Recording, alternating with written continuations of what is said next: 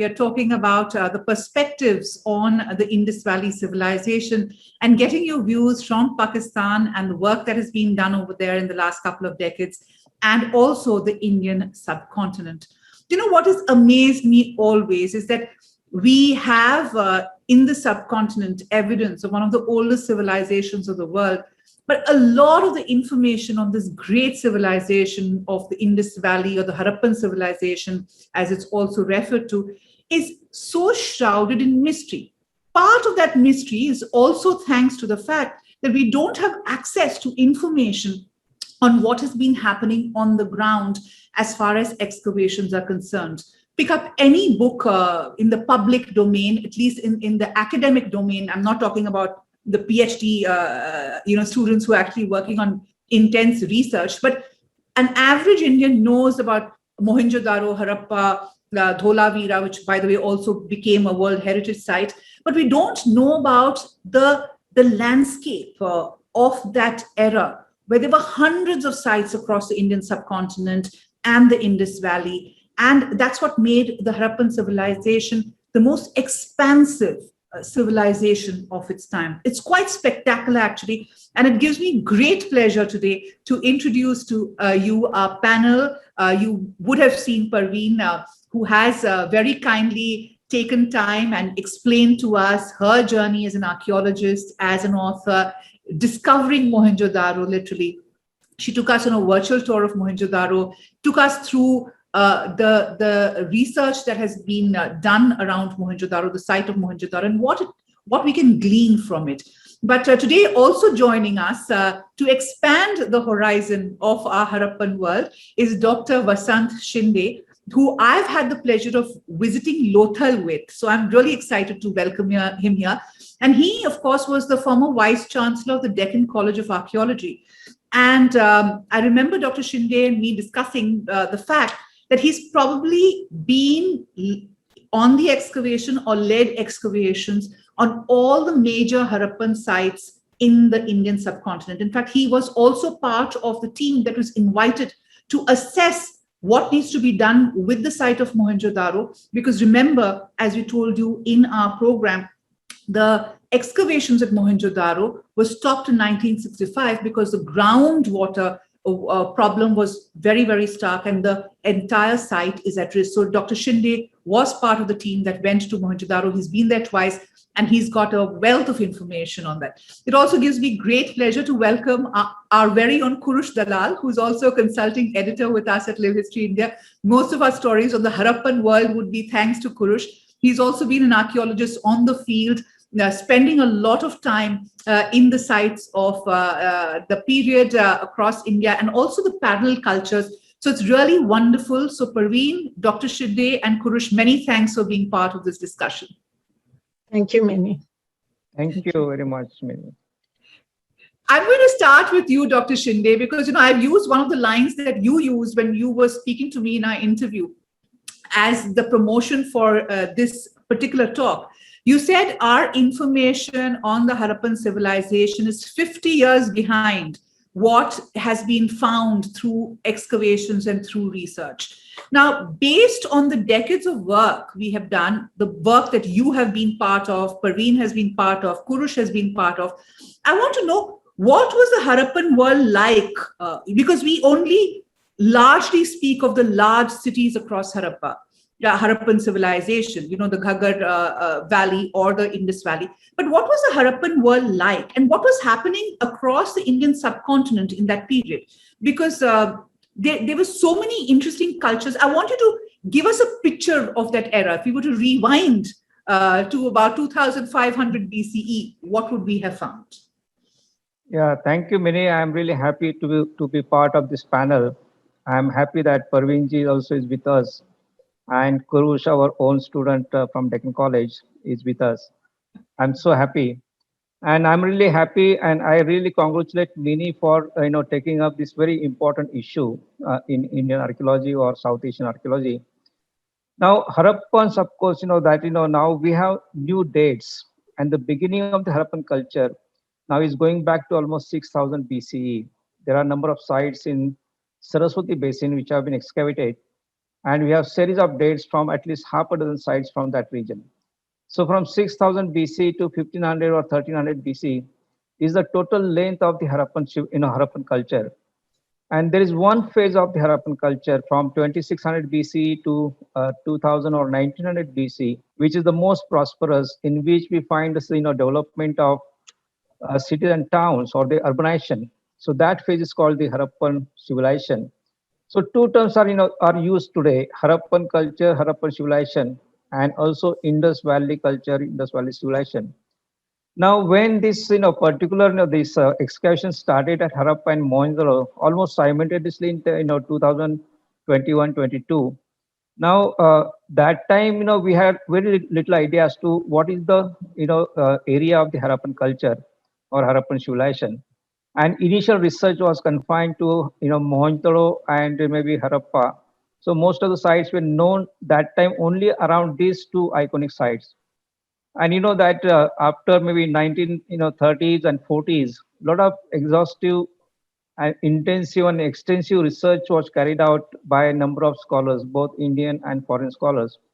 And Orelstein particularly, he discovered a number of sites in the Saraswati Basin, and then of course followed by A. Ghosh in 1952 and discovered a number of sites. And also I would, I'm so proud to mention the name of Katie Dalal, and who was a Katie Frenchman that time. And she has discovered, in fact, she carried out survey in the most hostile region, in the Bikaner district and in the desert part. And that time she discovered nearly, or she studied nearly 400 or plus 400 sites. And in fact, in 2006, when I started the work, in that region, I wanted to visit most of the sites, but to my utter surprise, there are hardly maybe two dozen sites left today, and most of the sites have been destroyed completely. Now, everybody knows about the excavation started in 2021, but I think very few people know that the announcement of the discovery of the Harappan culture, Harappan civilization, was made on 20th September 1924. John Marshall. Now he had a friend in Sir Livingstone Uli, and Livingstone Uli was excavating at the site of Ur, and he exactly found similar Harappan seals there, and he suggested to John Marshall that the remains that you are excavating, they are as old as maybe 2450 BC. And that is how John Marshall got the idea, and he published the first paper on 20th September in Illustrated London News. And that was maybe the break news of the of the century for the people. Now, after 1947, when India was divided into India and Pakistan, now most of the known sites went to Pakistan, and there were only two sites left on Indian side. One is Rangpur in Saurashtra and Gujarat, and the other one is Kotla Nyang Khan in Punjab. Otherwise, there were no known sites on the Indian side. So it was a great challenge for Indian archaeologists. Number of foreign archaeologists joined, number of institutions joined, and they systematically survey the northwest part of India, and they discovered number of sites to, in that part. And today, you'll be happy to know that we have discovered so far nearly more than 2,000 proper Harappan sites, both in India and Pakistan. Wow. And nearly 14 to 1500 sites are on this side of the border, and the remaining are in Pakistan. Now, as far as the Harappan culture is concerned, I think most of the people have impression that all the sites are Harappan cities, but that is not the case. There are only 5 Harappan cities. One, of course, the largest one, of course, is Rakhigarhi, followed by Mohenjo-daro, Harappa, Dholavira, and Garhwariwala. Out of these 5 cities, except Garhwariwala, most of the other cities have been excavated. And the remaining sites are in different categories. You find large number of maybe agricultural villages. There are big villages. There are a number of Harappan ports. Nearly 32 Harappan ports have been identified. There are a number of manufacturing or industrial centers. Plus, there are also very small temporary settlements which were established for exploiting the localized natural resources. So this was the combination, in fact, and all of them, work together. There was some kind of a symbiotic relation between different sites, and each site, even if it is a small site, it depended on big site, and the big sites depending on small site. So that type of symbiotic relation was there, and there's a real proper journey, in fact. The excavation started at Mohenjo-daro, and initially the excavation was very large scale and very chaotic. It was not followed by, the stratigraphy was not properly followed, the contest was not followed. But still, because the sites are very rich, they produce large amount of data. But then, we started, excavating the sites, and there's a tremendous progress now in the excavation methods, collection of data. And if you, look at the journey, now we are really, progressed tremendously, from chaotic to the most systematic and scientific excavations now we are doing. Sure. And maybe I can come down to the site of Rakhigadi, where we are, applying the new methodologies, new techniques for excavation of the burials, and also, a lot of scientific, aids is being now, used for the analysis of the data. And because of this, a lot of new aspects, like for example, we had no idea about the food of the Harappans. We have now idea because of the, employment of, these scientific methods. Now we know a little bit about, the social organization of the Harappans, the quality of the Harappans, and also various, developments done in the spheres of basic sciences and technologies. So there is a tremendous progress now.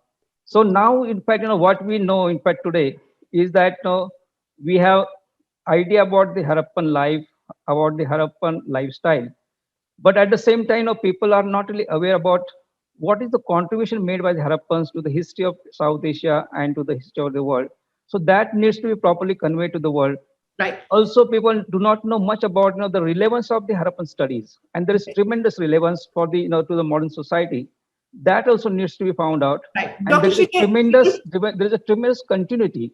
Yeah, we will talk about the continuity because that's a very, very important aspect. Because Yes. we often think a civilization ends, but there is no concept of an end. It's really an evolution, and we will talk about it. But Yes. I've got many questions on that, so I'll come back to you. But before I go to Parveen, I must mention that Katie de Dalal, of course, is Kurush's mother.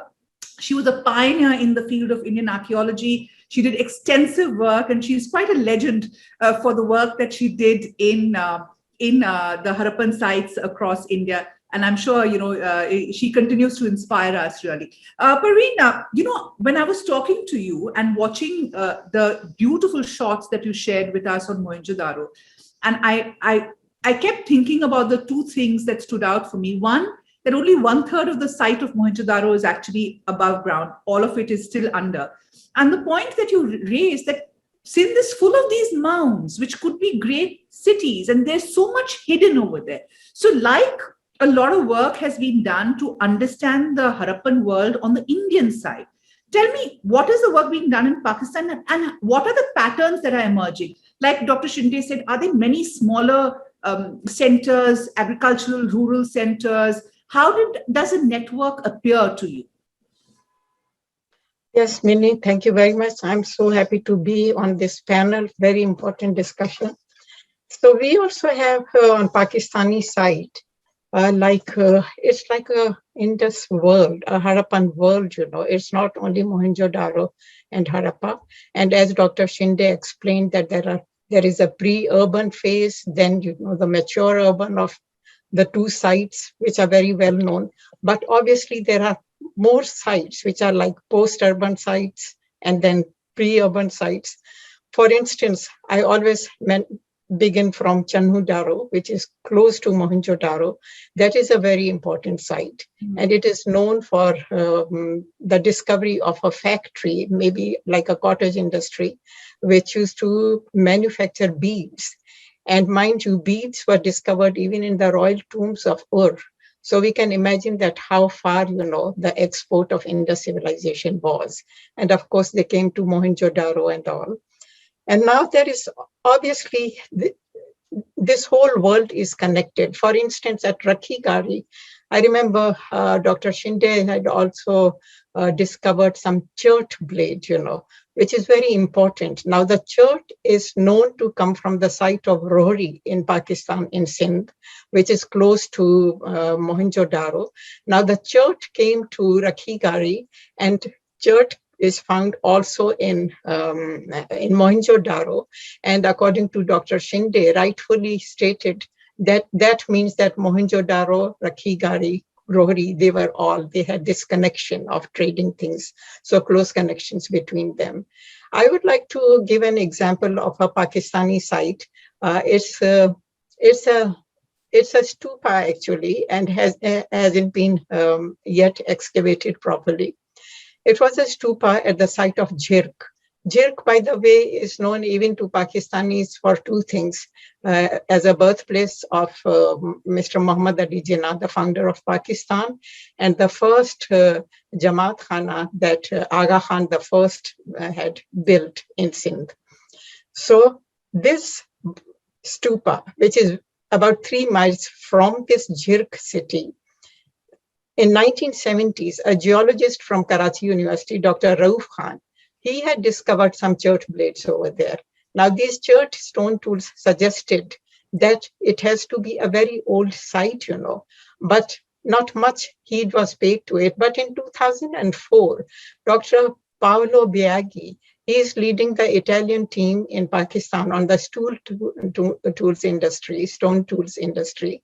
And that is a very, obviously very ancient history of Pakistan. But when he went to Jirk, he actually confirmed that, yes, these cherts are very ancient, which means that, this is how we can do more excavations on such sites. After all, even when Banerjee visited Mohenjo-daro before excavation, he too had found cherts. So these are very small evidences, but we can see the connections, that how they build together. So that is a very interesting phase that I would say, like a pre-urban phase. And there are many other sites. For instance, the Amri culture, that goes, I think, to 3,300 BC. And a lot of Amri artifacts, Amri type artifacts have been found at so many other sites also. Then there is the Kot Diji phase.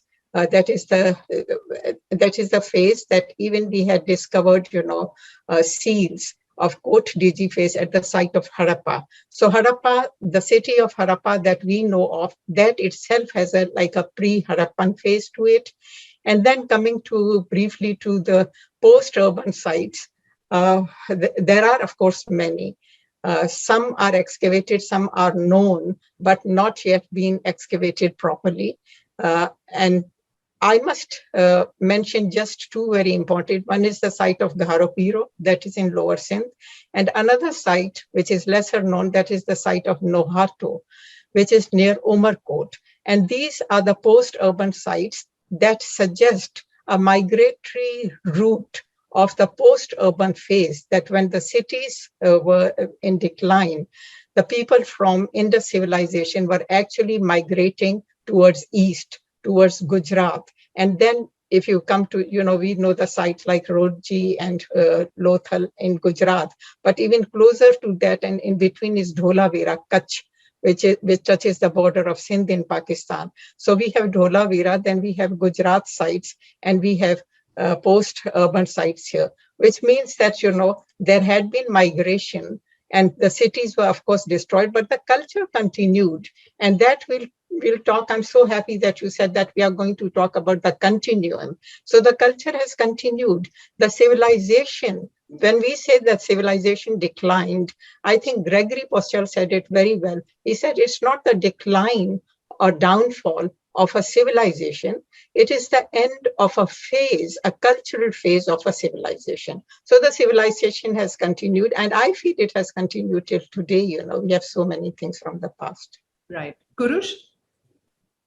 It's an absolute honor to be here with Dr. Shinde and Dr. Talpur and to share this dais. I happened to work with Dr. Shinde and I learned all my fieldcraft from him at a Harappan site called Padri. And I'm going to ask him about that because, Dr. Shinde, we keep hearing about these amazing cities, as you keep saying, but there are so many sites other than the cities, and there are so many small rural settlements. This was basically an agro-pastoral driven economy. And without the agro-pastoral sites, we know the cities could not have existed. But we also know that very often non-urban sites, completely small rural sites, don't really change over time as we see them today, in the last 100, 200 years. So do we really understand the interaction? And if we don't, why not? Why have we not really worked on the rural phase of the Harappans? Why this manic fascination for the urban? And why have we forgotten the common people? Kurush, it is very simple, and I'm also happy that you are joined today.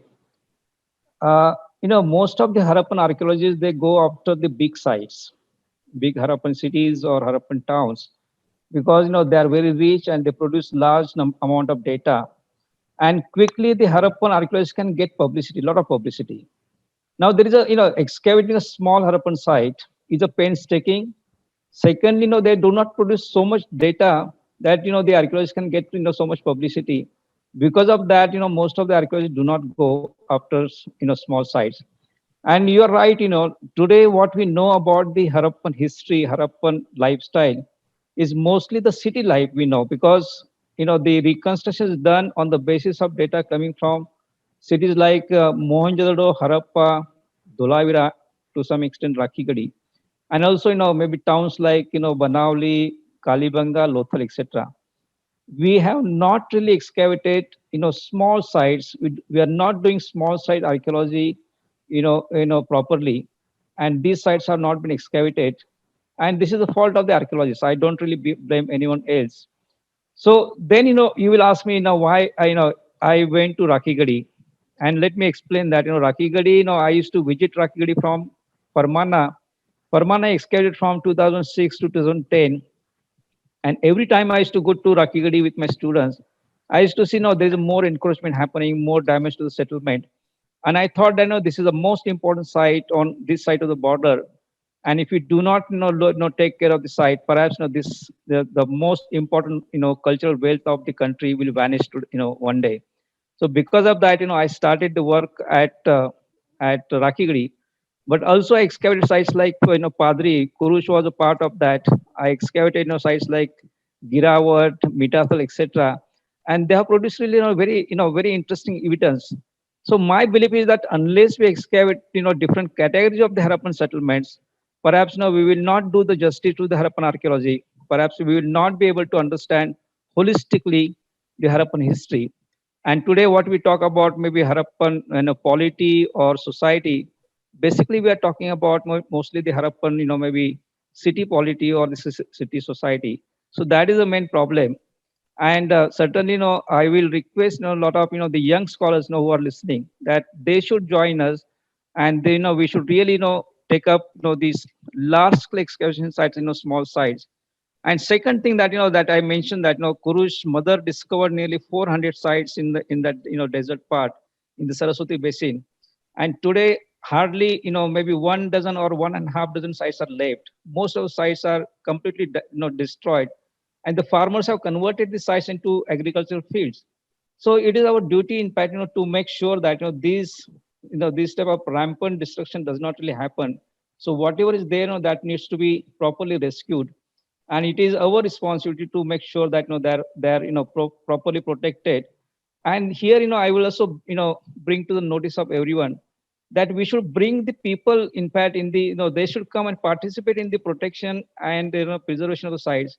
The government agencies are doing their best, but they also have a lot of limitations. So if we can get the involvement of the people and make them properly understand the importance and the relevance of the site, I'm sure that the future of this maybe Harappan archaeology or future of archaeology in South Asia will be really very in good hands. So that is the main problem, in fact, in South Asian archaeology. True, sir. Thank you very much for that, sir.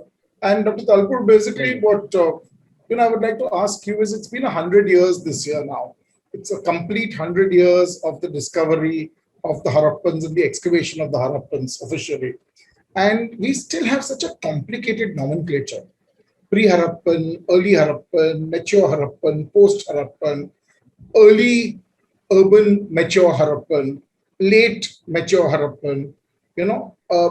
We have all these nomenclatures running side by side, and most students come to us and they're completely mind numbed by the kind of complex terminology that has come out and differing terminologies that have been used. Why don't we come together as a body of archaeologists working on the Harappans and thrash out a common terminology and a common chronology? Because it would help all of us, it would help our students, and it would bring so much clarity to our field. Very nice question. And actually, even I don't feel very comfortable with all the divisions and subdivisions. That's why I always restrict myself to 3 phases. And that's the less way to confuse yourself. It's pre-urban, then it is the mature urban, where we hear about the 5 cities, 5 big cities. And then you have the post-urban, So obviously it is little confusing, even I do not get into all those details. So yes, the chronology has to be made simplified, unless when you go into greater details and you find more data to substantiate. Because one of the other problems with chronology is that you cannot, these are the ancient sites and so many cultural artifacts, they overlap. So how do we even establish a proper chronology? So we have to bear in mind that there are, like overlap of artifacts. It may seem that it belongs to, to the urban phase, but it may not. Or some seal, which seems, primitive, but it belongs actually to the urban phase. How do we define all this? So as far as I'm concerned, for my own personal research, because I'm focused very much on Indus seals. So if you ask me about the chronology of Indus seals, which I have established, whether someone recognizes or not, but it is based on logic, that for instance, the button seals on which I have worked, they are the most ancient. Why? Because we have discovered these from some sites of Balochistan also, which are actually agrarian communities. And then you come to even to the site of Harappa, and Harappa too has like this Kot DG phase, which goes back to 3,300. Okay, so now from there they have discovered some button seals. Okay, so which means that button seals, they are the most ancient. So when you establish chronology, it's not only about the architectural features, or that these are cities and, city planning and Citadel Mount area, residential area, and you say that, yes, this is particular phase. But we will need even more subdivisions. I don't think so. That is a better word. I don't know what terminology we will come, but this is just a small thing that I am mentioning to you because of my expertise, that there will be chronological order even within the artifacts. How do we define that? And there has been overlap of all this. So we have to, you are right, we have to settle down on simplifying it. If you make it too complicated, it's just going to, discourage people to get into this field. That is why, whenever I write my archaeological report on anything, and since I think my writing career and archaeological career began together, I tailored my research reports for the newspapers and customized them, for a general reader to make it more interesting.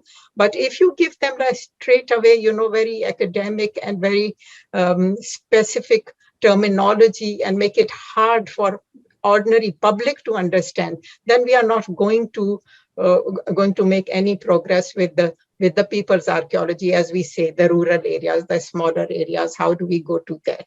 So we have to be very clear about it. And I think I can't do it alone. We have to sit down and think about it, Right. Thank you for asking. Yeah. We've got a lot of questions coming in from audiences also. So I'm going to quickly ask questions, and then we take a whole set from the audience. Praveen, what I was fascinated by was the cultural continuity that you spoke about.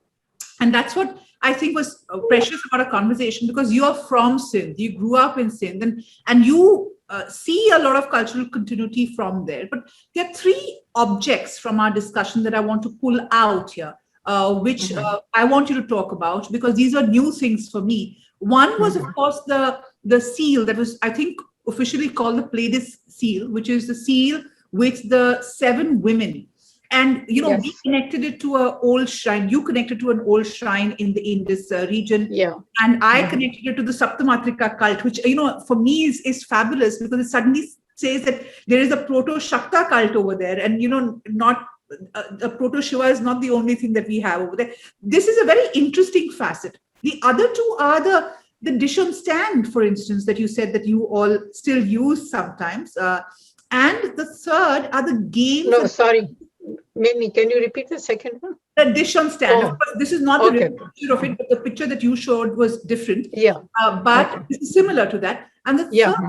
third is the dice and the games that the Harappans played, which I find fascinating. Yes. This is a game, even we play even now, So I really Yeah. want to talk about these three and how you see the cultural continuity from that period. Okay. I'm glad you asked this, this is my favorite because I have seen all these things, Now, let's begin with this seal where we have this 7 female, and it seems that there is another female standing in the branches of a tree. And there is a human figure who's a human figure, probably male, at least that is what they have labeled it, that it is male, and it has kneeled down. And there is this ram or goat or animal, and there are few symbols or signs of Indus civilization, which usually you see in a row on the top of the seal. But here they are like scattered in the body of this seal. So this is what basically it is. And of course, the peepal leaves, look at the leaves, they are peepal leaves, and peepal is still considered very sacred in Indian culture. So I want to begin with Banerjee, because Banerjee, when he spotted Mohenjo-daro, and he said that the citadel area with the Buddhist stupa on top, that is the highest raised area of the whole site. That was actually located in an island on Indus. And by the time he had gone there, the water had receded much before him, obviously. And then Banerjee even said that there are, like river tributaries or creeks that had divided the residential area from the citadel area, because that's a huge area. So it might have been a creek, So I won't get into that discussion. But what he said was that there is a tradition of building shrines on these clusters of islands, which are situated in Indus. And he gives us 3 examples. One is the Sadbelo, which is still, I think it's near Rohri. Another is the shrine of Khizr, that is the Islamic saint who is immortal. And the third one was Satyan Jo Asthan. Satyan would mean, it may be very ancient, and what it means is satis, the women burning themselves on the funeral pyre of their husbands. So maybe these are the graves of 7 satis, but maybe after Islamization or with the passage of time, now mostly people know it as 7 sisters, okay? And Asko Parpola had already labeled this seal as the Pelagius seal because he identifies it with the Greek mythology of these 7 sisters who were chased by Orion, and they have gone quite far. That's why the constellation is way up high. It is hardly visible to us. So in any case, now coming to Sindh, and Minnie, of course, you can talk more about what you say about, in India that you have a similar 7 female cult. But in Sindh, it is known as 7 sisters, Sat Bhenun Jo Asthan or Satin Jo Asthan. But again, Sati and the number 7, it's like they mean the same thing, So we don't know whatever it is. But Banerjee had mentioned this shrine, that it was on an island. Okay, now the water has also receded. It is in the city of Sakkar, but the water has receded. And this shrine is now on the mainland of the Sakkar city. By the way, I think in my previous interview, I said that the bridge that I saw, I thought that was Sakkar Barrage, but it is another bridge. It is not Sakkar Barrage. It is very close to that bridge. You can see the bridge of Indus on that, but Indus is no more over there, okay? So now this obviously, more important what Banerjee said was that under this particular graveyard of 7 sisters, there is a basement, and there was a fire altar. And this fire altar, it was being taken care by the women folk of the custodians of the shrine, which means that this was something very sacred. And, maybe there were 7 celibate women that still, until Banerjee's time, men did not go there to take care of that particular altar, but it was a fire altar. Now, this is like, again, one more thing branching off from there, from the 7 satis to the fire worship, to, the Atish Kadas of the ancient Persians, that maybe that was a cult, and why it went into the basement, many reasons for it. So, all these things are connected to it. Now, let me come to the tabak, this dish on stand. This has been discovered in Mohenjo-daro, and I'm sure in many other sites also, the dish on stand, which is like still used, not only in Sindh, even in the Western culture. You can see it in the bakeries in your own homes when you want to put cake on a dish on the stand. So this is something very ancient, and I witness it because our village kumhar or potter, he would make it, and we would call it tabak. So tabak is like a dish, it's like a serving dish. Imagine, it's not a flat plate that you hold it and eat, So we used to have maybe serving dishes in that culture, But it was very interesting for me to see tabak when I was working with Dr. George Dale's team at the excavations branch of Department of Archaeology and Museums in Karachi, that when I came about this particular piece, I actually pointed out to George Dales that this we still, use in Sindh. Now, the third thing that you mentioned is the cowrie shells and the dice. So how I see it, when I went to the National Museum to write my book, I saw these game pieces. It reminded me of a very old game in Sindh, which is called Chopin. People have compared it to Pachisi, but I haven't seen Pachisi, So this board game, in that the game pieces which are used look exactly like the ones that are showcased in the National Museum in Karachi, and they are discovered from Mohenjo-daro. So I got these modern day Chopin game pieces, and the curator was very kind enough to open the showcase for me, and I placed these 4 pieces next to the old game piece. And they were the same size, the same shape. The only difference was the color, because the color must have faded out from this, the ancient piece. But these 4 had the colors. What I mean is that this game was played with cowrie shells. I think there were 6 or 7. Either 6 or 7, and the way you play it, you use it as a dice. You just rattle it in your fist and then throw it with a style, and they all fall.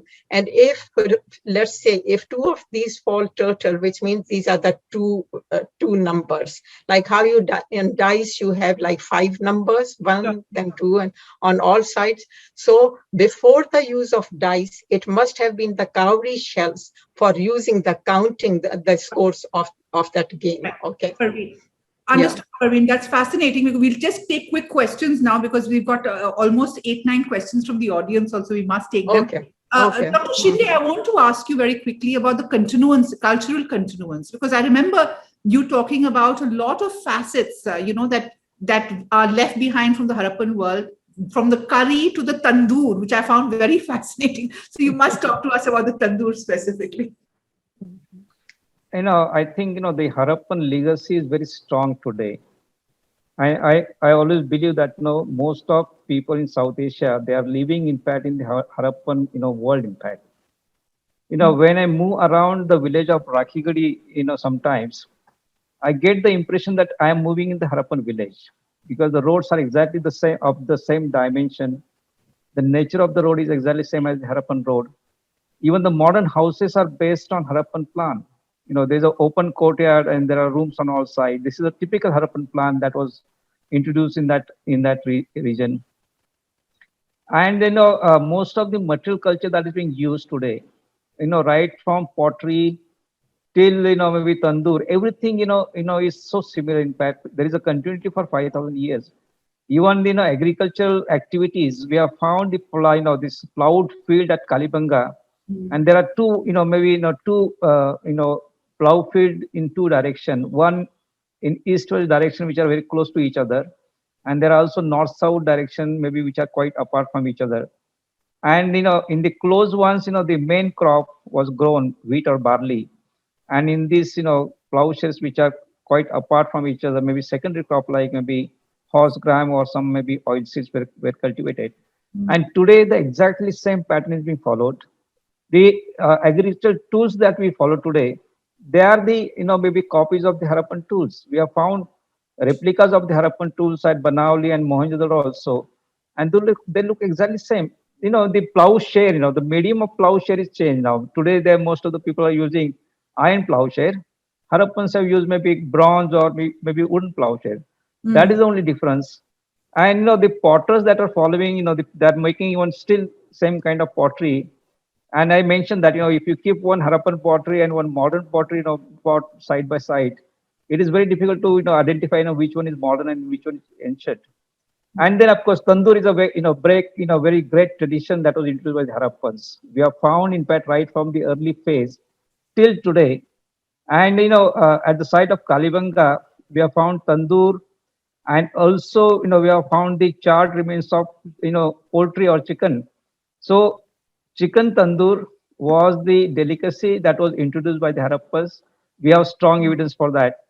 And also, I always say that the antiquity of Indian curry also goes back to the Harappan times.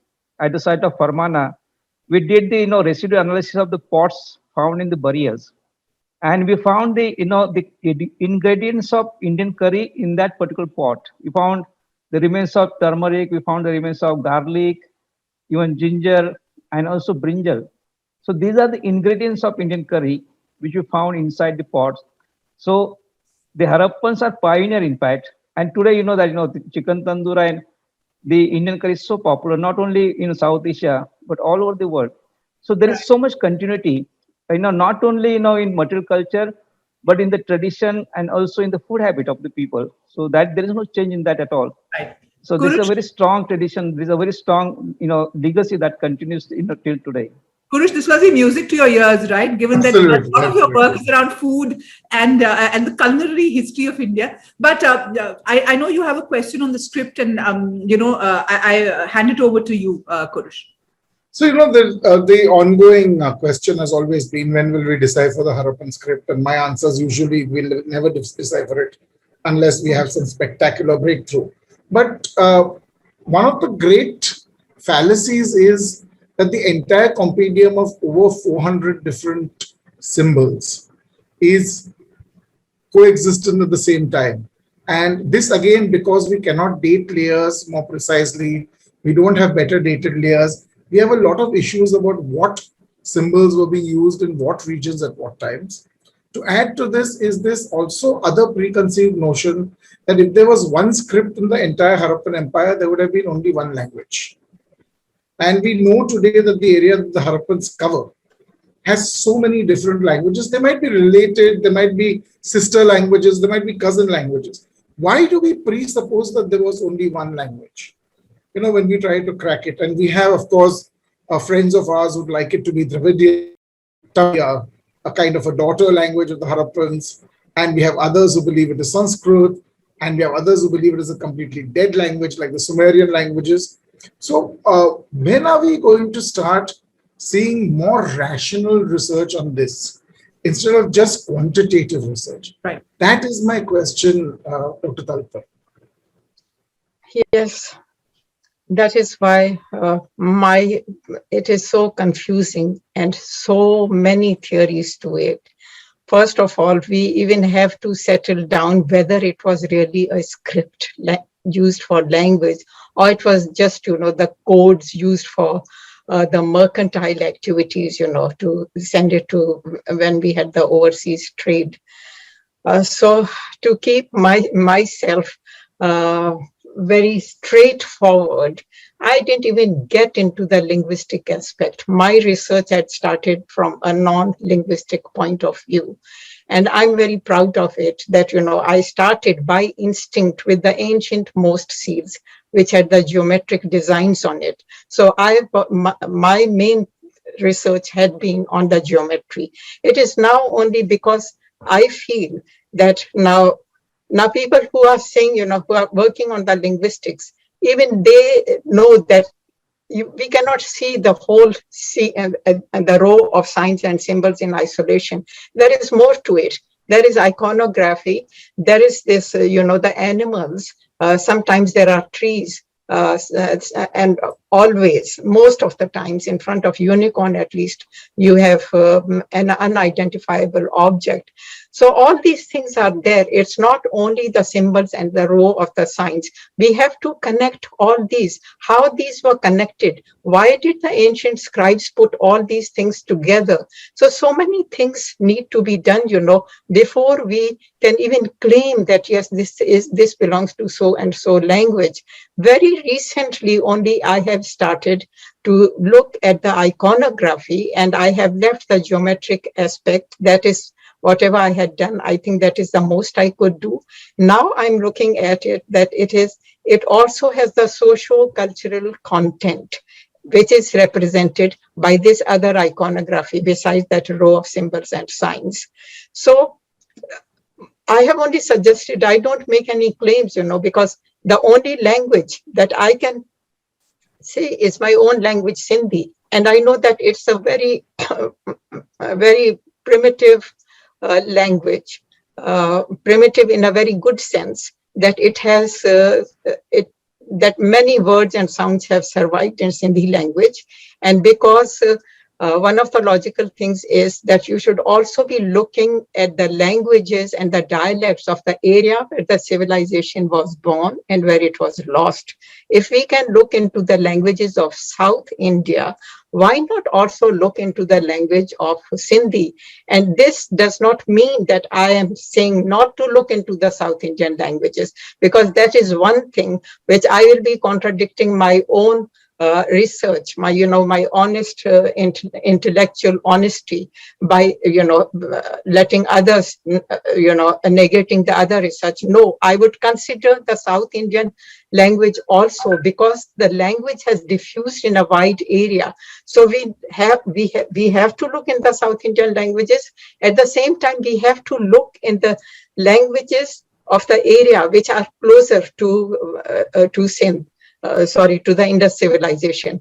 So obviously, and now we are discussing that there are rural areas which are scattered around all over the area, and they are far from these metropolises that we had been talking about. So what does that mean? That all these, I feel that there have to be like different languages and different things, dialects, which can be combined together to solve this puzzle. I don't know when we say, because I'm not a linguist, so I cannot comment anything on when they say that there was one language. Maybe in the past, all these dialects belong to one language, which is unknown, which we don't even know. We don't know about that stage. So I cannot comment on that.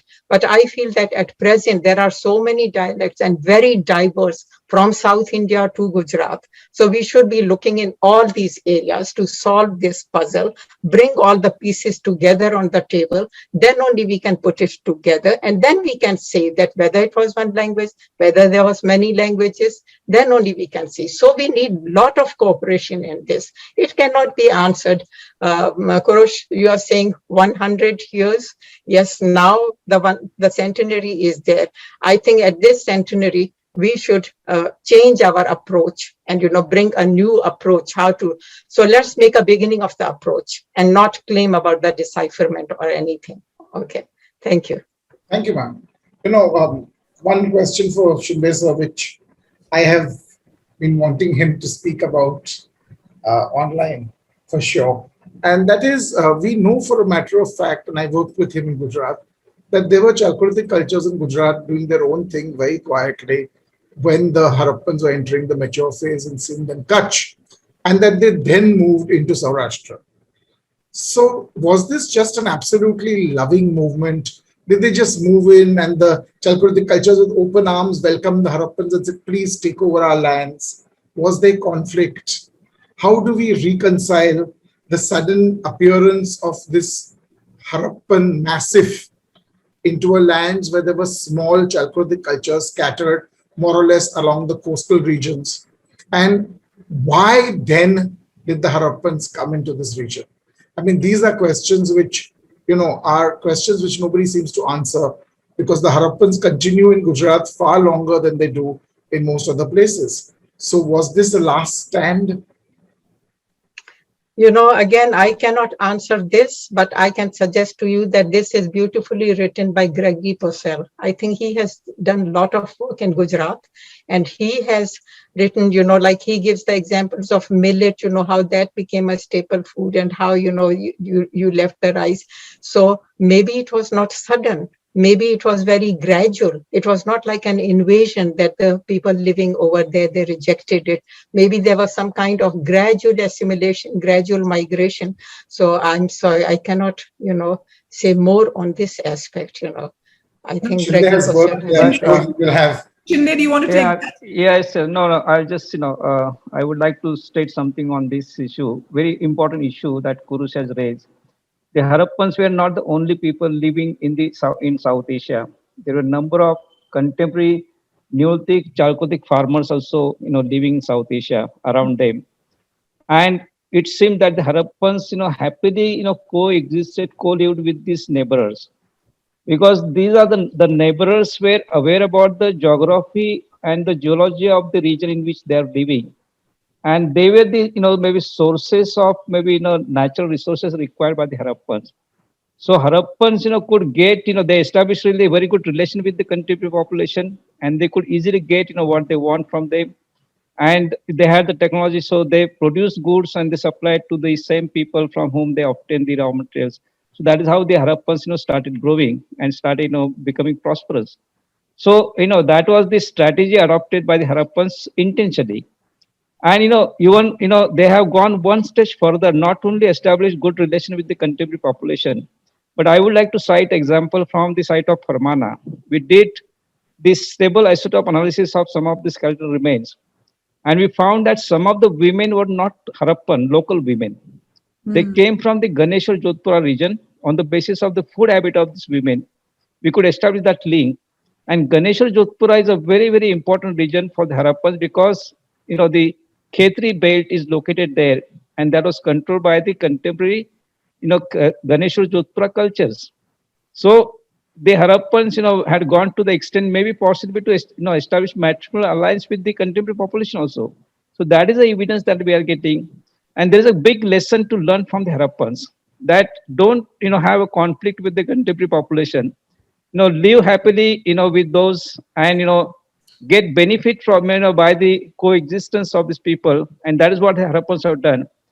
And now the new evidence that we are getting is that the dates of the Harappan culture are going back almost 6000 BC now. So we are getting a number of sites in Saraswati Basin, Gaggar Hakra Basin, where now we could establish the beginning of the Harappan culture. Similarly, now the dates from Gujarat, Saurashtra particularly, they are also emerging quite early. And I'm sure that there are some sites in Sindh region also that they may be as early as the sites found in Saraswati region. So the development was happening almost simultaneously in all the regions, and there was a strong contact between these different regions, because of which a lot of ideas are flown from one region to another region, because of which we find such a tremendous, maybe some kind of uniformity in the material culture also. So that is a very strong evidence. And we can really talk about how the Harappans have gradually grown. That a lot of elements were introduced by the Harappans, but at the same time, they also have borrowed some elements from the contemporary population. One example I can give, Balatal, of course, you are part of the team. You are finding the so-called reserve slipware at Balatal dated to 4000 BC. And we have few shards of the reserve slipware in fact at Mohenjo-daro, also at Dholavira. And most of the scholars were thinking that this particular tradition has come from probably from maybe Egypt. But now we know that they were contemporary populations who were producing this, and Harappans probably adopted from them. And we have done that scientific study on that also. So it is not that the Harappans there was a one-way track, not like that. The Harappans also were benefited by these people, not only economically but some cultural elements also have been borrowed. And there is very strong evidence, for that. And we are generating more and more evidence in this respect. Right. So, this is really a very good, example of how, we can really, coexist and live happily, but at the same time, get the benefit of this, relationship. That is Right. really important. You can't help but think about how Indian urban centers are expanding, right? From Mumbai to the metropolitan region to beyond. It's really Mumbai to the Pune possibility. almost, yes.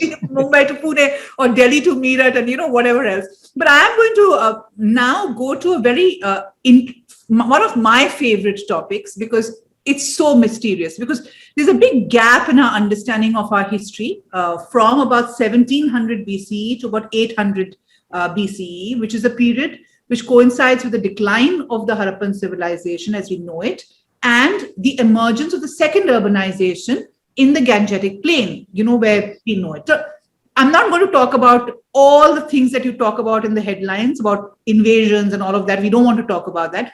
But I want to pick up this particular chunk and pick up two questions from our audience. Hi, Vijay. This is your question.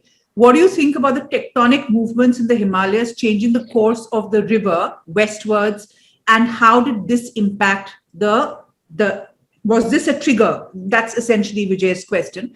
We also have a question from Rajita Shukla, who says, is there a continuum? If there is a continuum, then why did the Harappans never build cities again, just as the ones that we have discovered? So in a nutshell, what we want to know is what happened to the Harappans. Now, what is very interesting is we don't necessarily look at the Harappan world with what was happening in the rest of the Bronze Age civilizations.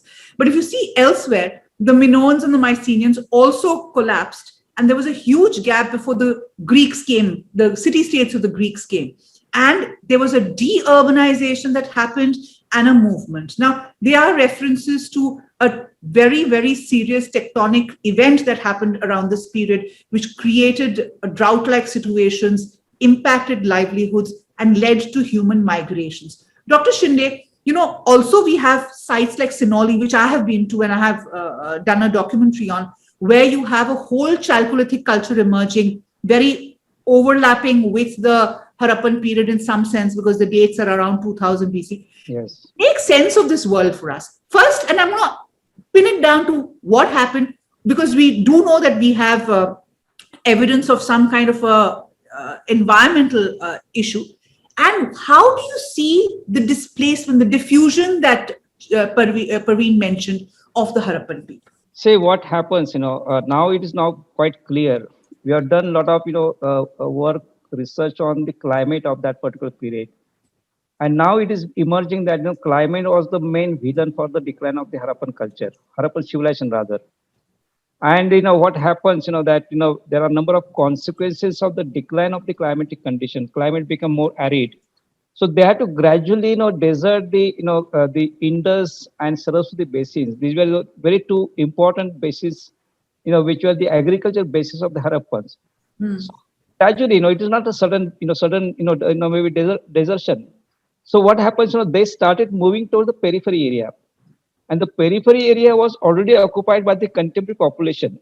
And as I mentioned, that Harappans and the contemporary population are really very good cordial relationship. So they went there and they got mixed up with the OCB people in western UP. In the Haryana, the northern part of Haryana, they started mixing with the even painted grey people. At the side of Bhagwanpura, there's an interlocking between late Harappan and the painted grey. In central India and Deccan, they started mingling with the Chalcolithic people in this part. So that was happening. This process was happening. And what the Harappans did, that gradually, they got mixed up with the local population, and there is a lot of cultural, maybe acculturation happening, and Harappans could manage to keep alive the Harappan tradition, Harappan technology in that region also. So the Harappan legacy has not really died down. So that is one maybe consequence of the decline of the climatic condition. Maybe at the same time, the river Saraswati goes dry. And let me tell you that river Saraswati was the most important river for the Harappans, because nearly 2/3 of the Harappan settlements were located in Saraswati. And we are finding the early Harappan settlements and also the mature Harappan settlements located along the river banks. But after 2000 BC, 1900 BC, the settlements are going away from the river banks. that means the river has started, losing its significance as it was there, in fact, in the earlier Harappan times and the mature Harappan times. So probably, the river has started drying up, or maybe, it started disappearing. Now, what are the causes? We do not know. Maybe some tectonic movement must have happened. The lowering of the rainfall also maybe, one of the causes for that. So that was happening also. But after the decline, the economic condition of the Harappans started sliding, and because of that, the Harappans could not manage to develop cities and towns again. It took a lot of time for them. So, but the knowledge that was there, that was created by the Harappas, now that has been passed on from generation to generation. And when it came to the development of second urbanization, maybe around 6th century BC, people been, they knew the knowledge was there, in fact. So suddenly, they could, suddenly use that knowledge for the development of the urbanization.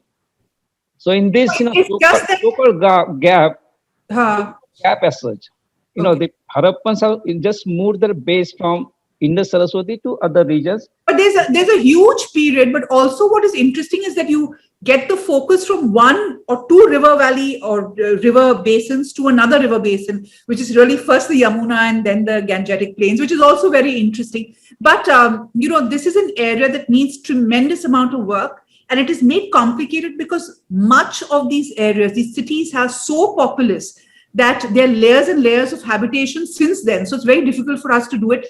And that also brings us to the issue that the state of our archaeological excavations leaves a lot to be asked for. Like Dr. Shinde said, we are losing more sites every year than you can imagine, and that's really sad. But I am going to ask you one question, Dr. Shinde, very quickly. I want your comment. It's a little bit of a sensitive question because there's a body of work, and D. Shravani has asked that what is the connection between, because Iravati Mahadevan has spoken about the movement into the Tamil Nadu. How far did this diffusion go, according to you? Could it have gone deep into the south as well? Say the actual Harappan area was up to the Gujarat and Maharashtra border. The site of Bhagat Rao is the southernmost limit of the Harappan culture. In fact, S.S. Sali, who excavated the site of Daimabad, he said that there is a separate later Harappan phase at Daimabad, which is in the middle of Godavari Basin in Maharashtra. But actually, I have studied that, that remains. And what we find that, Harappans have not really moved in the, in Godavari. But, there was a contact, very strong contact between 1800 BC and 1600 BC, because of which some Harappan material is found there. But, it does not mean that even though Harappans confined to Gujarat-Maharashtra border, the Harappan cultural influence spread on very large area. We find, maybe a lot of Harappan impact on Chalcolithic pottery of Deccan, even the, pottery of southern Neolithic people also we find. Even on the pottery of eastern, Neolithic Chalcolithic at the site of Chiran, which is in Bihar, we do find, very strong Harappan impact on that. So the Harappan influence was on a very large, large area, up to Karnataka and even this Tamil Nadu border. So because of that, because of the influence, we can say that the Harappans had had a very widespread maybe contact, and because of the contact, this maybe influences were on the contemporary population, and there is a evidence of the very strong connection between the contemporary population and the Harappans. Right. So a lot of naturally, and the Harappans, were the people who had developed, or matured some of the basic technologies required by people, early farmers. So naturally, these farmers outside the Harappan regions, probably they borrowed some technologies from the Harappans, and also they started imitating some of the Harappan elements there also. So that is quite evident. But at the same time, they also have maintained their own identity. So that is also very important. So there is, really very good symbiotic relation between Harappans and the contemporary population. And because of that, there is a lot of give and take. There's more, in fact, the Harappans, the contemporary population have borrowed more from the Harappans. Right. So that's the picture that is emerging now. Okay. I'm going to club a couple of questions on the research being done on the Harappan sites. But I'm going to ask a very fundamental question, since we have an archaeologist from Pakistan and an archaeologist from India. The most fundamental question, Parveen: has the division of land and creation of two countries hurt our work together on the Harappan civilization. And God knows we need to break all barriers. And I hope Live History India becomes a forum where we can all get together and talk about the Harappan civilization without any boundaries. But do you think it has been hurt by the fact that there is not as much of interactivity between the academia and archaeologists and researchers as they should be? Well, being an archaeologist, I always say about the partition, that partition can, it may create political boundaries, social boundaries, or whatever, but archaeologists have the liberty of crossing the political boundaries because archaeology is very ancient. These political boundaries didn't even exist.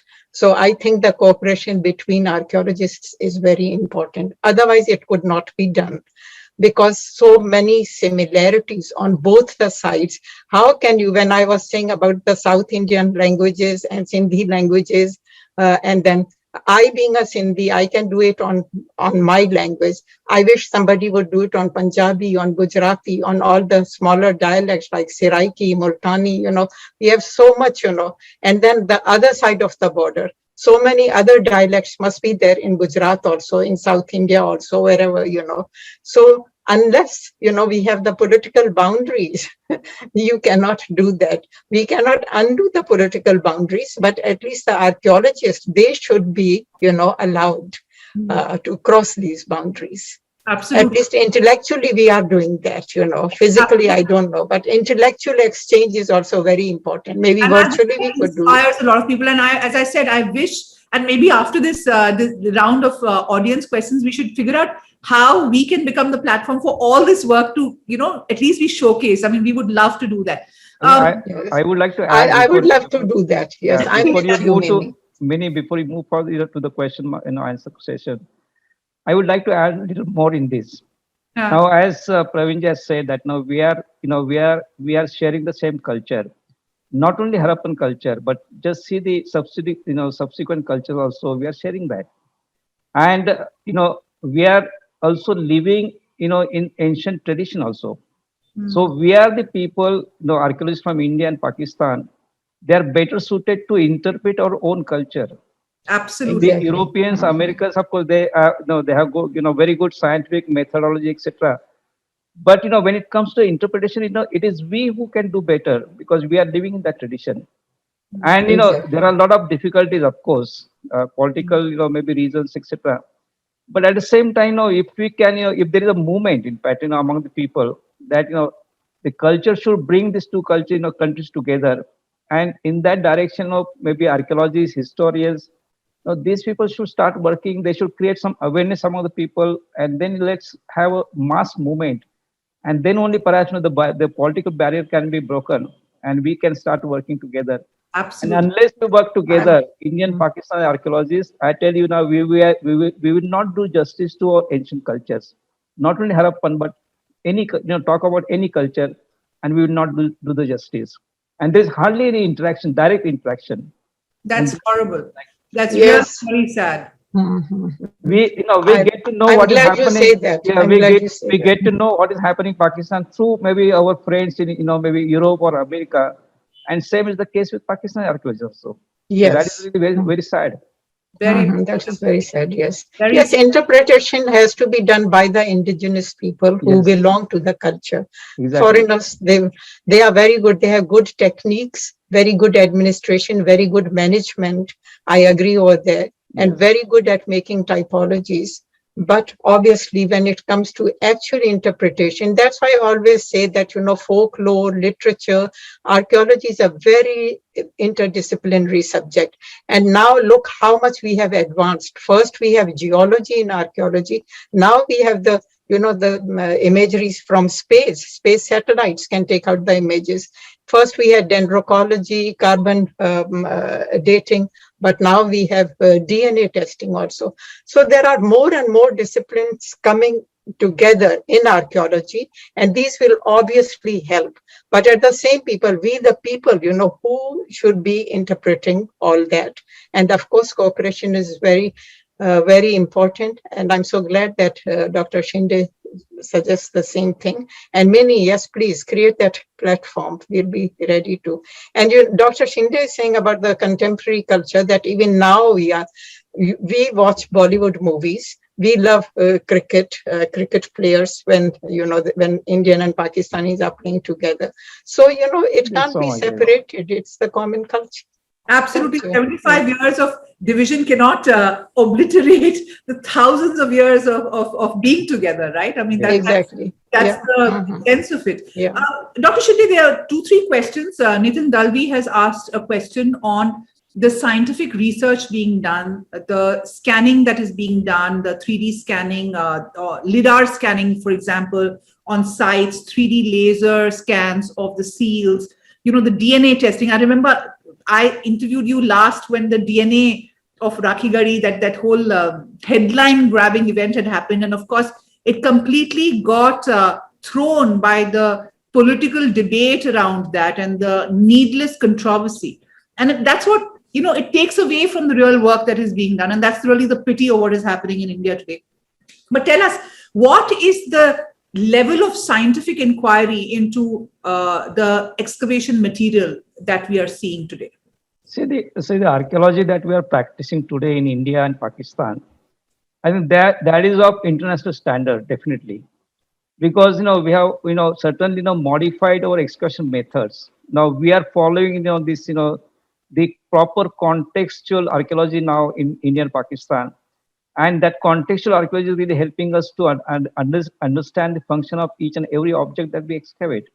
Second, we are also following this strictly the chronology and the stratigraphy also. Then we also have introduced some new method for the collection of data. For example, the new method that we have introduced for the excavation of burials is that is a standard practice all over the world.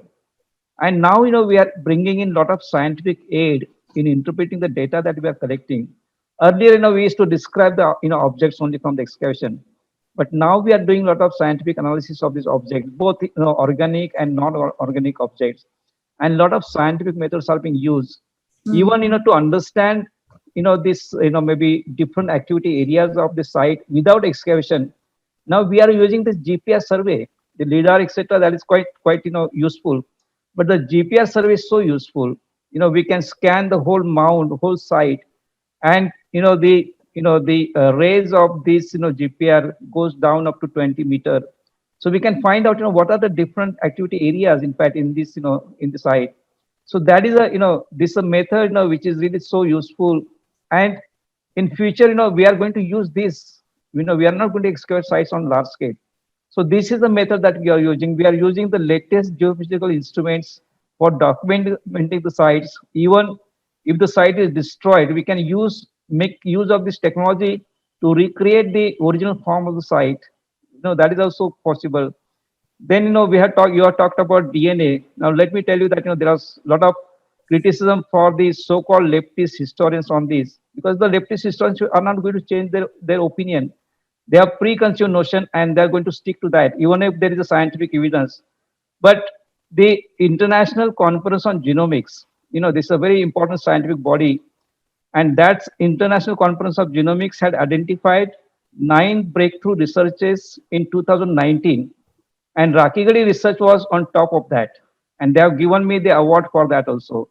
So the research that we are doing is internationally accepted, so there is no doubt about that. Yeah. And we have also how much more work is being done on the DNA?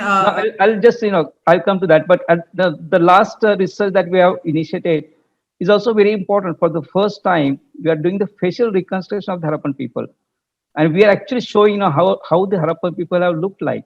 So that is also research happening.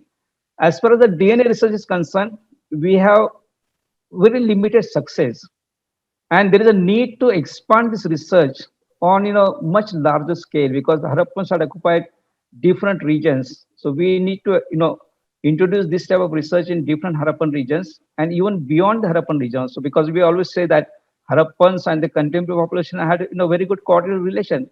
So there may be some kind of maybe interaction, maybe mixing happening between Harappans and the contemporary population. So we need to extend this research on the contemporary population also. So this is a beginning, and it has to be carried forward. But the beginning is very encouraging, and that is showing remarkable results that we should really keep in mind. So there's a tremendous progress happening in fact in the Harappan research now. Right. I'm going to take a couple of questions. Some of them have been answered briefly by Kurush, but Lauren is somebody who's been with Live History India for a long time, and we must address the questions that Lauren has raised. Lauren has asked Parveen, and I'm going to ask you this question. What was the significance of trade beads at Mohenjo-daro? He's especially interested in the shift from precious beads to glass beads. Was this the equivalent shift from precious jewelry to costume jewelry? How would you see it? The beads, you mean the carnelian beads? Yes, yes. Mostly it is the carnelian and some other stones also. So, whatever it was, but the beads have been, found in the Mesopotamian site way back, when Mohenjo-daro was discovered in early those years. So bead industry had been very, very important, I guess, So beads did not come only to Mohenjo-daro, but beads we can find in so many other Indus sites. And if I'm not mistaken, Dr. Shinde, please correct me if I'm wrong, that even at Lothal, some kind of a bead factory was discovered or something.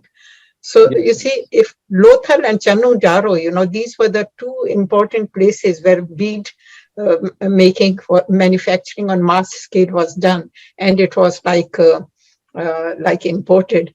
Now, what is the significance of that? I have a very different answer for all this. And I still say that this beaded jewelry, still you can call it is the jewelry, it is the beaded jewelry, which is still worn by the Sufis and the yogis and all these people who are, going towards spiritualism. So to me, this thing comes to mind, that why do the Sufis and yogis and they still wear these big beaded jewelry, Other than that, if they were found in royal tombs of Ur, that means the royalty may have been using that. It may have been used for the royalty. Also, carnelian, I think that is one of the beads which is also found in the, whether it is mythical or reality, but in the, studied in the arms of the throne of Solomon, the biblical character, the biblical prophet. In fact, Dr. Shinde, I remember you telling me that the glass bead making is still followed, I think, in a couple of sites. And I remember attending a conference at the Deccan College of Archaeology, and you had one of those bead makers come. And I remember picking up a pair of earrings from him. Let me make it very clear that, the glass technology was not developed during the Harappan times. They were only making stone beads. Okay. They were also making paste beads. At Lothal, we have a factory, for making this or firing paste beads. Then they also developed one technology called the faience technology, which was one stage before glass. And then, of course, in the early story, maybe around 1200 or 1100 BC, the glass technology was developed in Indian subcontinent. And why glass became so popular after that? Mainly because there are limited sources of semi-precious stones in South Asia, and it is very difficult, for maybe common people to have access to these.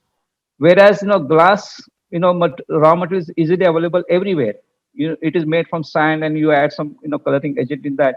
So because of the abundance of the availability of the raw material, and once people have mastered this technology, then it was available to the masses, and that because of that, it was overtaken by the glass technology. In fact, after the decline of the Harappan civilization and the beginning of maybe the painted graveware culture, and then later NBP, and then historical period. So that is the reason for the acceptance of the glass technology after the Harappans. Right. There's a question. If you look at it this way, technologically, glass technology is very synonymous with the Iron Age. Yes. And a lot of people working with technology honestly believe that the manufacture of glass is one of the major byproducts of the manufacture of iron. So automatically that means that the glass technology was something that didn't exist and was not available to the Harappans, number one. I mean, they had stoneware, they had fanes, as I said, and so many other things. The other thing is, a lot of this bead making hasn't disappeared. Like both Dr. Talpur and Dr. Shinde are saying, we still have a very active business in Khambat. It makes some of the same long barrel carnelian beads, what we call the octagonally faceted, bitruncated long barrels. And every single one made in Khambat is already sold before manufacture Wow. to the tribal leaders in Nagaland. Really? Nagaland is the biggest market. It is Wow. prized more than anything else, and it is part of Naga pectorals that are worn by chiefs. Wow. I didn't know that. We must do a story on that, Kurush. Yeah. And what I'm saying is, so, it's very difficult and very expensive to make stone beads, as I was saying. And as Dr. Talpur was saying, that it's making of stone beads is a tedious process. Making of glass beads is a much easier process. And once you figure out how to make glass beads, you can mass produce them and make them economically available. Right. Mhm. So we Just now, a th- yes. Yes, Just Parveen. a thought occurs to me, like, talking about stone and all this. What about the shell? Like even the shell is used like in the jewelry, even nowadays. So the shell, the word, like the conch shell, we say conch. I don't know whether conch should be an Indo-European term, but still the word for glass is in Urdu and in Sindhi and many other languages, kanch. The local word is kanch. Kanch, It's yes. not glass, we call it kanch. So which comes from conch. And before the glassware's invention, I still remember, again, talking about the continuum, mini, very interesting, that the village women, when they would feed some liquid to the kids through the conch shell, the sipi, which is like the Burma shell sipi, so they would use it like a spoon. So when the spoons came into fashion, through glass making, I think the original material that was used were the shells. And the word for spoon in Sindhi is kashik. And then kashik and, kanch and kashi work coming from China. All these are evolution from the ordinary shells, their usage and that, the texture or anything. And obviously it got evolved into glass, That is what I Fascinating. want. That's what history does. Every time you open a chapter, it opens 5 more. But on a Yeah. lighter note, Nitin, I must get your question up. You've spoken about butter chicken being a Harappan dish. No, I think it is tandoori chicken that we were talking about. And butter chicken, by the way, Kurush has a fantastic story because it was actually a recipe made by I think refugees coming into India, because somewhere in Delhi, and I must add that it was nothing to do with the Harappan civilization, but Kurush, why don't you finish that story? Essentially, the origins of butter chicken are what to do with yesterday's leftover tandoori chicken. Okay. When the tandoori That's chicken is poetic, right? dehydrated, what do you do with it? Poetic because it's tandoori chicken from the Harappan world. But, You let, me shred add, it, let me add make a also. tomato gravy, which is brought to you by the Portuguese, and you put spices and you boil it up to rehydrate it. And then you do a very French thing, mozzarella au beurre, and you put butter or cream on top of it and you serve it. And it's See, yummy. but Kurush, you will not be surprised if the Harappans have also eaten butter chicken. Ah, Because, see, the recent research, the scientific studies that we have done, it is now clear that the Harappans have used a lot of dairy products. They have made cheese, they have made, maybe paneer, also butter.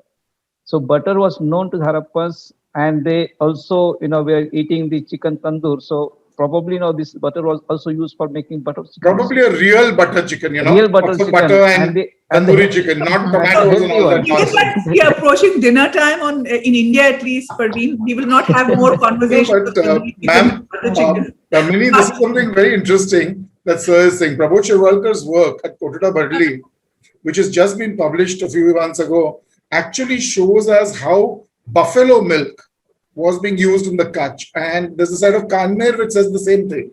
So buffaloes in the Kutch in such a large number automatically seem to be saying something about the climate research people. Absolutely. The people working with paleoclimate.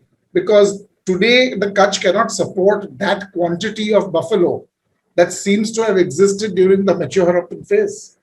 So that itself is a very interesting byproduct of this kind of analysis. Sure. So Yeah. our journey to wrap up this conversation, our journey on Mohenjo-daro started when Parveen and her son Imran actually reached out to us and said, hey, we've done such fabulous work on Mohenjo-daro, let's do something. And since April, I've had the pleasure of spending time with Parveen, bringing together the story of Mohenjo-daro, the lovely research that she has done on the button seals and all the work that she has done. And Parveen is an encyclopedia on all the work that has been done on the Harappan side, on the Indus Valley side. So I think it's only fitting, Parveen, that this becomes the beginning of a long association where we actually see what more we can do through this platform, which allows us to use technology. It links us up to our audiences and viewers in real time, gets questions answered and discussions going on what we can come together and do. What do you think are the areas that we should possibly take this ahead into? I'd like all of you to say that, because I think this is the beginning of a fantastic initiative for Live History India and with scholars like you, Parveen. Yeah, I think the first thing is that, we should make a group, and you should give us little time. We should all come up with our own ideas and then discuss. So you can settle a date, and whoever wants to join us, we could start from there. Yes, of course, the first thing that I would like to do is the exchange of information on different archaeological sites, and so much the information is so diverse and so much, how to get it structured and how to gradually exchange with one another on one specific thing. We all have to agree on that issue, that what is the first aspect that we should start doing it together, and then, hopefully when COVID and everything is over, meeting, crossing borders and meeting each other, holding seminars and, inviting more people, creating public awareness, which is very important in Pakistan. Preservation will become another issue, because I had written an article on a website of SciArc. That is one of the biggest company which goes for the 3-dimensional preservation. You see, next time maybe, when we meet, we can also discuss this issue, that how this 3D preservation should be encouraged for Indian and Pakistani sites. I wrote it specifically for Mohenjo-daro. Pakistan did some work on the Lahore fort and all. I'm glad they did over that, but they haven't yet gone to Mohenjo-daro site. So I would also like to discuss about this topic in the next meeting. Maybe we can start, because we have to think about preserving the sites also. And as Dr. Shinde says, they will all be gone. And I say the same thing, we'll lose all that. So at least start with that, and right. Then obviously I'm not alone. Dr. Shinde, Purush, please, what do you think? I'll come to both of them. In fact, Dr. Shinde, I want to come to you next. How can we make this vibrant? And we've got a very pertinent question from Rajita Shukla, who says, so when will our school and college history books be updated about the Indus Valley civilization? Yeah. Really, it needs a lot of updating, sir. I mean, I think updating will not happen unless, the experts are involved in the writing of the textbooks. And in India, particularly in India, the textbooks are written by those who have no idea about the subject. It's terrible. So the government has to change the policy, and I think there should be a movement also that we should participate in writing the books, and then only perhaps the latest information will come in the textbook. About the question that you asked about how India and Pakistan archaeologists can and come how together. It can become multidisciplinary. Yeah, see, let me also say that there is a positive side of the this COVID pandemic. Because of the COVID pandemic, we started interacting online. Yeah. And today, there is so much, interaction happen between Indian and Pakistani archaeologists. I have formed a society called Society of Southeastern Archaeology. And through this also, we are running this, centenary program for Harappan, research. And there are a lot of Pakistani archaeologists who are participating in the, in this particular series. Also, I have a rakhigali.com. Tomorrow, one Pakistani archaeologist is going to speak on that. So every Sunday, we are organizing this lecture. So that is how the, the beginning has happened. Now from here onward, in fact, as Praveen says that now after the pandemic, let's take it forward and let's try to meet physically somewhere. If not in India or Pakistan, maybe in the third country, like in Iran, for example. I held 2 conferences of South Asian archaeology in Iran, and there was tremendous participation from Pakistani archaeologists there, also Indian archaeologists. I had 3 conferences in Sri Lanka where Indian and Pakistani archaeologists started meeting. So let's maybe this is how we have started doing this we have started making contacts, and let's make physical contacts between these 2 countries. Not Absolutely. only start discussing the basic issues like terminology. For Harappan, there are 5 different terms used. One is discarded, of course, but still, the common people, they do not know whether they are referring to the same culture or they are reading about the other culture. When in one book, there is a term called Indo-Sumerian, which was used by Marshall. It was discarded after 5 years. Then Harappan culture, Harappan civilization, Indus culture, Indus Valley civilization, Indus Saraswati civilization. These are the different terms, and that is confusing. So Absolutely. Indian Pakistani archaeologists should come together and thrash out this particular issue, and then start, maybe on different issues. Kurush, Many, can you give me 1 more minute? I Yes. just want to add something. I think one of the ideas is, that we had already discussed, and that is like because of the centenary is coming now. So how about making a documentary? I know that many other people will make, maybe the government of India will make, the government of Pakistan will make, but we can make a documentary, present the story in a very different way, like how through our discussions, we know our mind what we are suggesting. So how about making a documentary on this particular issue that we are talking about, That's that wonderful.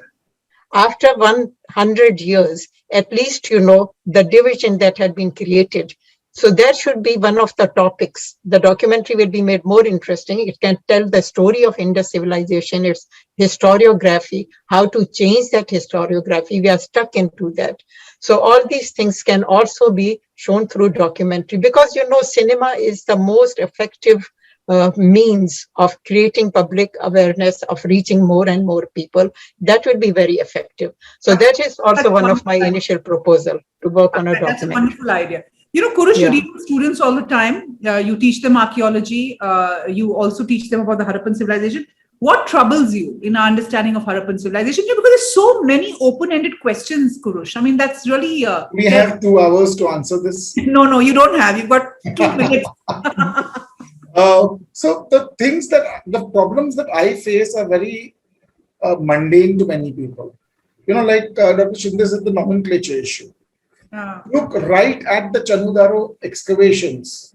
It was made very clear in the Chanudaro excavation report that the word Indus, Saraswati, this, that, and the other is wrong. The convention is the type site decides the name of a culture whose history you have not interpreted. And therefore, it is the Harappa culture or the Harappan culture. And we still have so many divisions. And we see politicians, I'm sorry to say this, on both sides of the border, doing this and saying Sindhi civilization and Sindhu Ghati civilization, and we have Saraswati civilization, and all these nonsense terms which are absolutely useless. Yeah. So nomenclature is one thing, and then systematically sitting down and doing a series of short documentaries. I think many we are in a beautiful position to do this, because as Sir and Dr. Talpur both said, we are in the internet age. The pandemic has now brought everybody online. Sure. And it's a great leveler. Good content is automatically now rising up because it's good. So if we do a set of programs where we talk about 1, nomenclature, 2, about the divisions between the Harappan, 3, about the formulation of the Harappans. Sure. What are the different little features that come together to bring about what we call the mature Harappan? Absolutely. Today, Purviji is an early Harappan phase. I agree with you completely. I think the power of the media is immense. And, we couldn't have launched an LHI circle before COVID, because we didn't know of how we could, come together and create a community. And I would really like to thank each one of our audience members also for being part of this discussion. This is the first of many discussions we will have on the topic. And I know there are many questions that you have which have not been answered because we are running out of time. But I would urge you to please write to me. You have my email address, mini.menon@livehistoryindia.com. Write to us and see how we can make LHI Circle more vibrant, more a forum for meeting, learning, discussing, debating. And it's really, it's about your ideas as much as it is about ours. So we would really like every one of you to be part of this initiative. And many thanks, Parveen, Dr. Shinde, and Kurush for being part of this discussion. Here's to many more. And let's hope we can really address some of these issues and create public awareness and create a movement to bring together people rather than divide people. Many thanks for joining us today. Thank you, Minnie. Thank you very much. Good night, everybody. Bye. Thank you, Mini. Keep it up. Thank you.